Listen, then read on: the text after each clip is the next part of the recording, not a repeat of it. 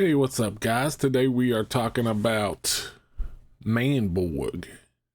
This is actually a viewer request for Mr. Swaggy G. Sorry it took me so long, but I'm finally getting to it.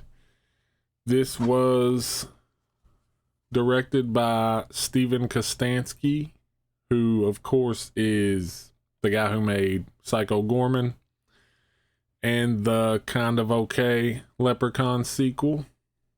And basically it is about a post-apocalyptic future and a soldier who's killed by like a space vampire, and then a scientist kind of resurrects him as a cyborg human. And he meets a ragtag group of like prisoners in a space prison, and they like get revenge, I guess, on the said space vampire.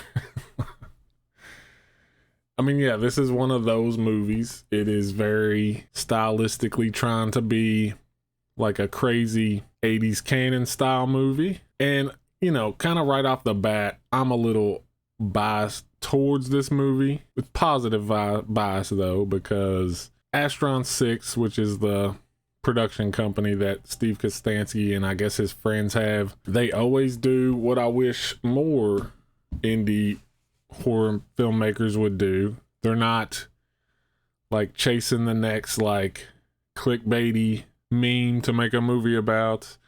They're not taking shortcuts and throwing stuff together. Anytime they make a movie, they don't make as many movies, but when they do, you know it's going to be fun. There's going to be a lot of effort put into the practical effects and the zaniness of it. You know that they had fun making it. And so, if nothing else, that always makes their movies more enjoyable, despite any flaws it has. And yeah, I mean, so I'm going into this positive anyway, knowing I'm kind of going to like it. It's not a perfect movie, though. It has its flaws. I'll get to that later. But this movie reminds me of, like, three things. First, naturally, the, like, 80s canon movies. Right down to the cover art. Amazing cover art. I mean, look at it. It's glorious.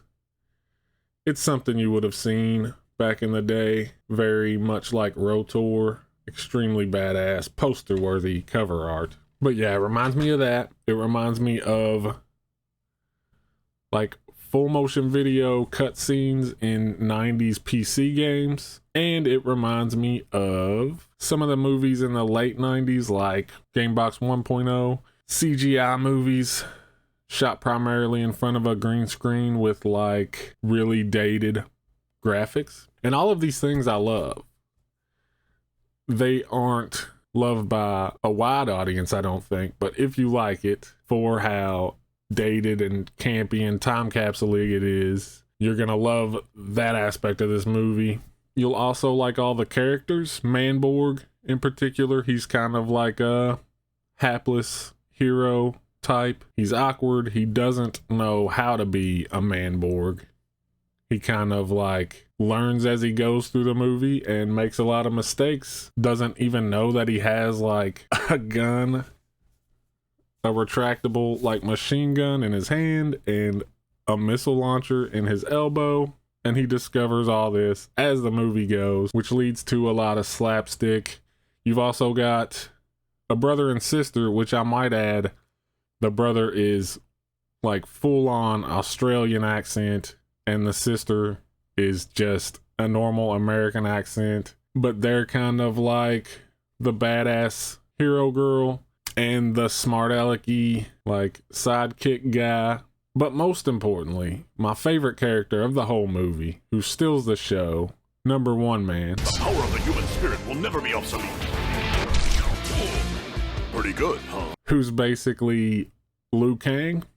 I mean, that's basically who he is. And it kind of feels like if Manborg wasn't there, you know, he would be the default hero, which I think his name in the movie is playing off of. One of the downsides, I'd say, of the movie is actually the villains. One, the villain, the main, like, protagonist, His name is Lord Draculon, I think. Count Draculon, of course. He's the main protagonist, and he's in the movie at the beginning and the end.